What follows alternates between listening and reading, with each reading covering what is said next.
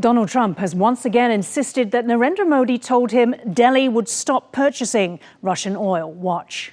I spoke with Prime Minister Modi of India, and he said he's not going to be doing the Russian oil thing, so that's it. When pushed as to why Delhi said it knew nothing about this, Trump said, I don't know, but if they want to say that, then they'll just continue to pay massive tariffs, and they don't want to do that. Meanwhile, the latest Centre for Research on Energy and CREA figures show the EU remains the second largest buyer of Russian energy from the start of Vladimir Putin's war in Ukraine in February 2022 after China. This changes in the period from January 2023 to this month, down to fourth place behind China, India and Turkey. However, new data has found that several European countries have increased their purchases of Russian energy compared to a year ago. And Europe remains India's top buyer of refined oil, which the CREA charts do not take into account. So is the picture of whose war is Ukraine far more complex than politicians are making out? Today, we're looking at some of the paradoxes surrounding Russian energy consumption, not just relating to the EU, but also Japan and even Taiwan. Hello and welcome to Taiwan Talks. I'm Wean. To discuss these stories and more, we're joined by Raymond Sung, Prospect Foundation Vice President, Sana Hashmi, Taiwan Asia Exchange Foundation Fellow, and Marcin Jezewski, European Values Center for Security Policy, Taiwan Office Head. Raymond Sung, welcome back to the show today. Thank you. Sana Hashmi, good to see you again. And Marcin, also a very warm welcome back to Taiwan Talks. Let's go to that Reuters article which reports that 7 of the EU members increased the value of their imports versus a year earlier, including 5 countries that support Ukraine in the war. France, for example, saw purchases of Russian energy rise 40% to 2.2 billion euros, while the Netherlands jumped 72% to 498 million euros. The analysis shows LNG ports in France and Spain serve as entry points for Russian supplies into Europe, sent onwards to buyers across the bloc. Marcin, let me come to you first. So why is this happening, this jump, if the goal is to starve the Russian war machine? One thing is absolutely clear. Europe, and specifically the European Union and its institutions, have to do more to stop the inflow of Russian energy supplies into the bloc. However, there are challenges to realizing this objective. The first one is that these purchases are made by private players rather than by countries at large. And this is where market conditions come into play. So, but war is not a market condition, is it? And there's force majeure? Exactly. Why has that not kicked in? So this is where the political issue comes into play. So far, the European Union has explored ways to ban imports of Russian energy supplies using its sanction packages. We have most recently witnessed the passing of the 18th sanction package. Nevertheless, there is opposition from more Moscow-friendly member states, including Hungary and Slovakia, on passing wide-ranging sanctions. And in the European Union, any sanctions can only be approved under unanimity. So that's why the important step that is currently in the works under the Danish presidency is the Repower EU initiative that is aiming to completely stop imports of Russian gas by 2028. Right. I believe that's actually been brought forward to 2027. Do you think, Raymond, that might explain why these companies are desperately trying to, buy up as much as possible? I think the general contour of the matter is that the European countries are weaning themselves from the Russia energies. So the first phase is immediately after the war, the European banned the coal imports from Russia, and later followed by oil. And the natural gas is that's the current controversies. So, but the whole presumption is that the sanctions takes time, but sanctions take time because of its involving economic restructuring, and in the long course that the political factor will come into play. But as long as the general contour, although it's at a great human sacrifices and prices, but as long as the general contour is toward the tightening and the filling in the loophole of the economic sanctions, so it's a long-time struggle. Mm-hmm. And Sana, this is a quote from an EU official in terms of that ban that they want to introduce. Finally, as Raymond said, the stepped approach. The situation is so serious. Putin is refusing to get to the negotiation table. We have Russian drones over member state territory, and this, of course, will not stand. It has to have consequences, and this is why we are taking this step. Do you think it seems from that quote that it's actually the threat to their own territory that has brought this final push for the ban, the total ban on all Russian energy? I would say partly yes, but it's not that there was this lack of support for Ukraine. It has been there, but I feel that it's been a couple of years. How do you stop it? And then the intensity of the threat is actually increasing year by year. But that's always been in place, Sana. So why now? But I do feel that now also there is this uncertainty with the US. So they have to come together. And also, as Marcin already mentioned, there is this lack of coherence among EU countries. There's Slovakia, there is Hungary, that is kind of pro-Moscow. So then countries that are very much there, there's political willingness for Ukraine to support Ukraine, you have to do something about it. So I feel that perhaps this year they had to do something, that's bigger. So what's the likelihood of this actually passing, Marcin? And also, as Reuters puts it, it says that the EU remains in this precarious position where it's financing both sides of the conflict.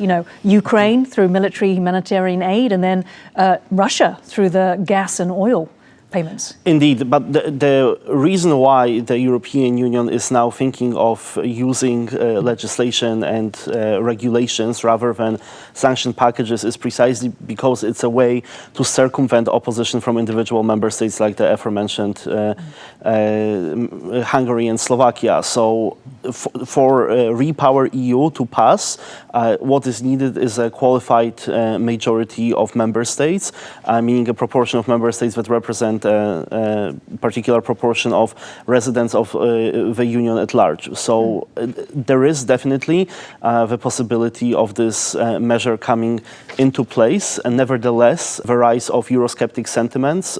In Hungary, we already see a very clear rhetoric about the regulation, the Repower EU, raising the cost of living for individual households, saying that if households are unable to warm themselves in winter and have enough cooking fuel, that would be the fault of the European Union. So in any way, there's risk of further fragmentation of the bloc. Yeah, sure. But I mean, we seem to be saying that it's because of these more Russia-friendly states like Hungary you mentioned.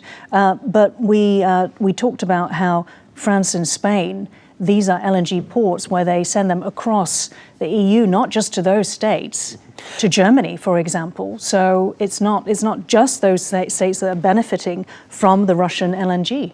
But then we still have to really separate the types of stakeholders that we're talking about, because while I fully agree with you that it might be German companies and German capital or other Western European companies that are benefiting from it directly, that is only one layer. So capitals across member states are definitely facing pressure from the private sector in how to deal with the issue of Russian energy supplies. The one country that definitely benefits from imports of Russian fossil fuels is Hungary, precisely because the government of Orban, even though it is closely aligned with the leadership of MOL, so one of the largest importers of Russian gas, put in place a tax as high as 95% on proceeds from the differential between global oil prices and Russian oil prices. Okay. Now, India has been criticized by the EU and the US for its purchases of Russian oil since the war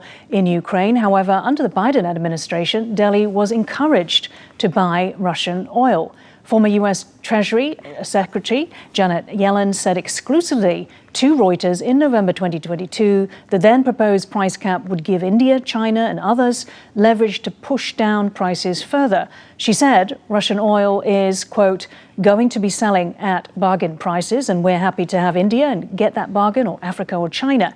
It's fine. India and private Indian oil companies can also purchase oil at any price they want. as long as they don't use these Western services and they find other services. And either way is fine. Implicit in this approach under the Biden administration was the principle that Russian oil shouldn't be totally embargoed to control prices, but the revenue to Moscow should be reduced. Raymond, let me come to you. So what has changed under the Donald Trump administration? I think Donald Trump wanted to fill in all the gaps. So in terms of trade and tariff, when he found that the major loopholes in his first presidency is the transshipment or redestination of the Chinese product. So you see the all total ban or total tariffs or so-called reciprocal tariff on all countries, not only on China. So that's a similar or parallel development when we found that there's a loophole for those economic sanctions, and you find the need to fill in all those loopholes. So that demonstrated in his consideration of so-called secondary tariff to levy on the buyers of Russian oils, for example, majorly China and India. I think that's the thinking behind Trump's. So he is working towards this total embargo. Yeah. Yeah. And so, you know. And also for raising the price of American-produced oil, so forcing the major oil buyers to seek for American oil instead of Russian oil. Yeah, because the concerns was that removing, the millions of tons of Russian LNG from the market overnight would cause a catastrophic price. That's another factor. That's Trump's characteristics. He's willing to go to the extreme to so he wants that put to happen. Pressures on even his allies. Okay. And Sana, how about hurting developing countries, nations? If there were region-wide blackouts, sort of unrest this would cause? Absolutely, and I feel this is something that the US is not really trying to understand. And I think the question that you asked, Raymond, I would also say that this is something that India at least is trying to figure out, like what changed under Donald Trump administration 2.0. And I think not just India, even a lot of people within Trump administration also figuring it out. I would give you an Indian perspective on this. In India, what we saw was that there was no one for Donald Trump to blame, and India was an easy target. And if you ask me, I would say that China is the enabler, the main enabler of this war, and also actually kind of assisting Russia in this war. But then we haven't really heard any mention of China there. So for India, it's more about securing the energy security. India is getting affordable, cheaper energy sources from Russia, and India is absolutely trying to diversify. It's not that India hasn't really put any measures to stop arms import from Russia or energy supplies from Russia. But then it takes time. And then what are all the alternatives that India has? And for a country like India, even a few $1 billion make a lot of difference. So provide the alternatives. And what is going to happen when there's a blackout, when there is energy outage, as in India has to think about 1.4 billion people. So I think there is this under-appreciation from the US side. Sure. And we started the show with, the clips from Donald Trump. He's putting a lot of pressure on India. Do you think India will reduce? It hasn't said that it would. Would it get to a point where it would look to reduce, or is that simply not in its national interest? There are three aspects to this question. First is India has to look for ensuring its energy security. And second is India follows strategic autonomy. So India is a major country. So a country like the US or any other country, China, can't just come and say that you have to do it because we are asking you to do it. So India's foreign policy is now multi-alignment strategic autonomy, and that whatever India is doing fits very well within the wider approach. And the third is India really values its relationship with the US. So it's definitely trying to diversify. India is more pro-West than the West actually realizes it. But then India is not going to cooperate with the US and agrees to whatever it asks India to do and compromise on its national interest as energy security. This is just not going to happen. Marcin, in terms of, back then, 2022 compared to 2025, is it also perhaps that price cap didn't work? It is absolutely possible that the price cap didn't work, but I believe that especially when we try to dissect why countries like India are on the receiving end of the pressure from the United States, I don't think that it's as simple as just a negotiation about energy security. As we can see, the United States is putting very pronounced pressure on its trade partners around the world with the tariff war. And with India, there have been several concerns as defined by Washington. For example, subsidies provided by the Indian government to the pharmaceutical sector, or tariff and non-tariff barriers to agricultural imports, which are of course very important to the Republican electoral base in the United States. So I believe that here it's more than just about Russian oil. It's more a part of the chaotic chessboard of the broader tariff war. Since Europe banned Russian oil imports, Europe has become the top destination for India's refined fuels. Within the EU, the Netherlands has emerged as one of the largest importers of Indian petroleum products, serving as a major distribution hub for the rest of Europe. On October 16th, the EU set a requirement for fuel importers to prove their fuels are not made from Russian crude. It's part of the EU's 18th sanctions package against Russia to take effect from January 21st next year. Raymond, so as we can see, the EU provides the market for India's purchase of Russian oil. So it provides the demand, we can say, for that supply. Yeah.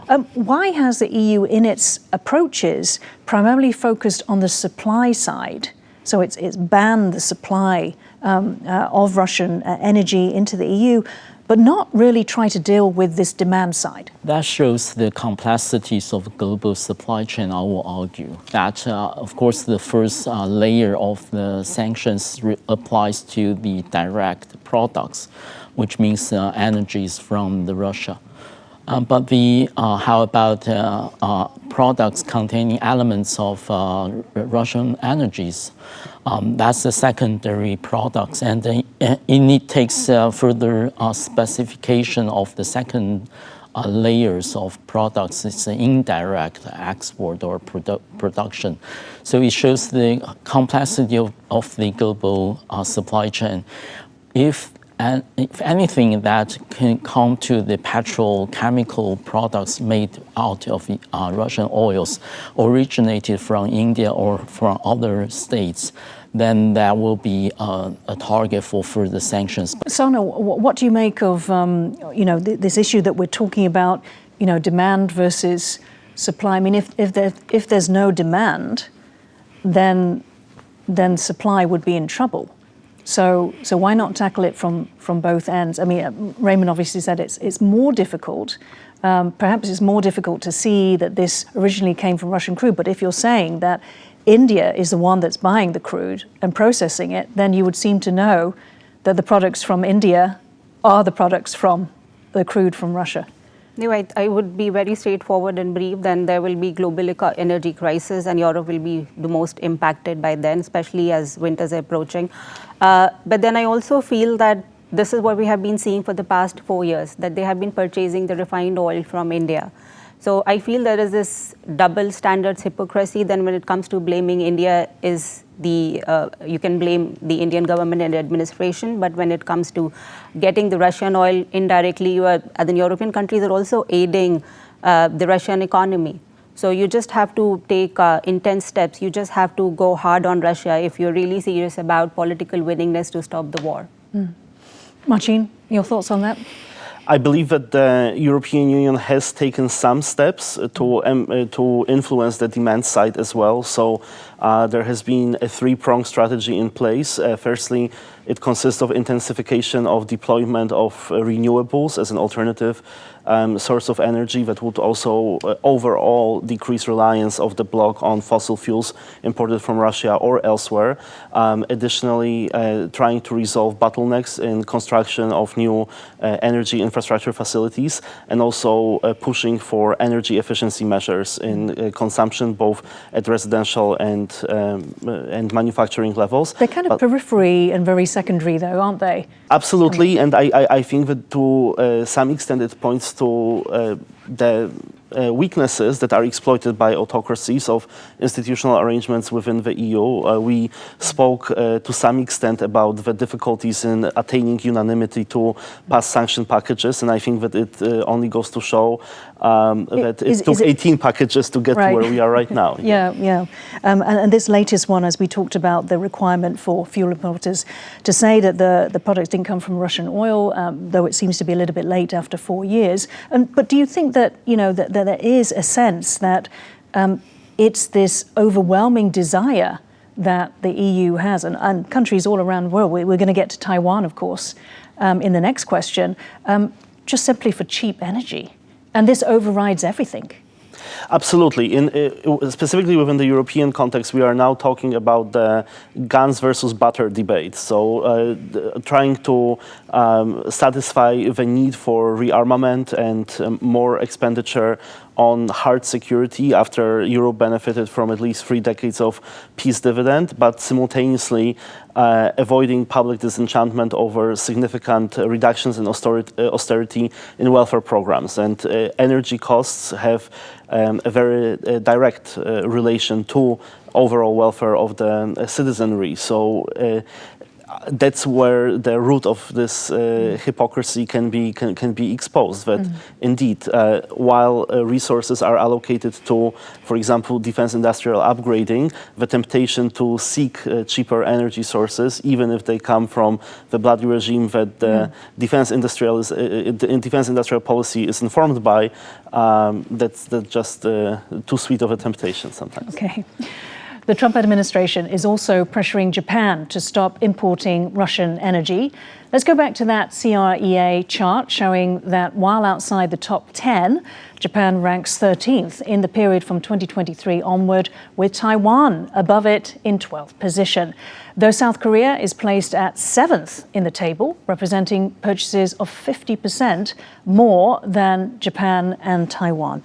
Raymond, let me come to you. So, while we're talking about much smaller quantities, obviously, of Russian energy, is there a disconnect between, the support for Ukraine and basically national and economic interests of purchasing lower-priced energy? On this point, I will be admitting that Taiwan is equally to be blamed about second double standard or something. But it's also noteworthy that that was the import made by majorly one company, which is Formosa Petroleum, and that utilizing the cut down prices for products out of Russian oil for its sourcing of materials. And that company, so the government line is that the government is sticking to its policy of supporting Ukraine and applying the with the Western sanctions, applying those to the primary products. But that increase of import was done by a private company. What are the tools at the government's, Exactly. That's the features of Taiwanese economy, because the government only has the persuasion power. Can it fine the company? I believe that according to the current legislation, that only the sanctions. The sanctions along the Western countries' lines. Under that situation, when Taiwan doesn't have a state-oriented economy, the government only has the power to persuasion or to make maybe some administrative advice. That company actually doesn't have a very good reputation within Taiwan or within the Southeast Asia, and it has causes many concerns, including environmental problems. So hopefully that the public opinion pressures will redirect the company's that behavior. Okay. Now, Sana, in the case of all three of those Asian countries, Taiwan, South Korea, Japan, but especially Japan, for Japan, 10% of its imports are that Russian LNG gas. What would this open Japan up to in terms of coercion if there was China waged a war over Taiwan? I don't think so, because it's just 10% of its LNG dependence that it has on Moscow. So if it comes to a Taiwan contingency, and when Moscow and China is asking Moscow to put some pressure on Japan, it's just not enough for Japan to accept any coercive measures or to respond to Moscow's coercive tactics.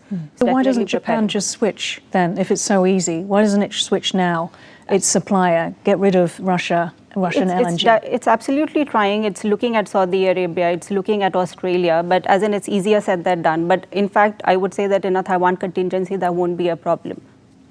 Okay.